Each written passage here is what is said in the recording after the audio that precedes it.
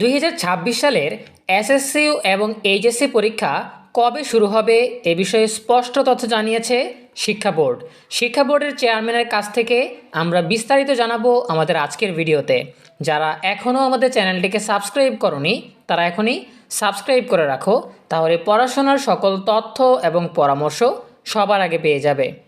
আগামী এপ্রিল মাসের শেষ সপ্তাহে শুরু হতে যাচ্ছে এসএসসি ও সমমানের পরীক্ষা, আর এইচএসসি ও সমমানের পরীক্ষা অনুষ্ঠিত হবে জুনের শেষ সপ্তাহে।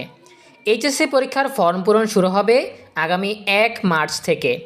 পরীক্ষা সুষ্ঠুভাবে সম্পন্ন করতে সব ধরনের প্রস্তুতি নেওয়া হচ্ছে বলে জানিয়েছে শিক্ষা বোর্ড।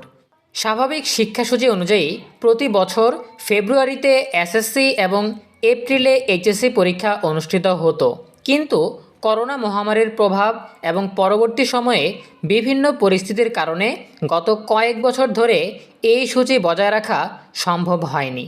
এবারও জাতীয় নির্বাচন এবং পবিত্র রমজান মাসের কথা বিবেচনা করে এসএসসি পরীক্ষা এপ্রিলের শেষ সপ্তাহে পিছিয়ে নেওয়া হয়েছে। ইতিমধ্যেই এসএসসি শিক্ষার্থীদের নির্বাচনী বা টেস্ট পরীক্ষা এবং ফর্ম পূরণের কাজ শেষ হয়েছে। এখন চলছে পরীক্ষার চূড়ান্ত প্রস্তুতি।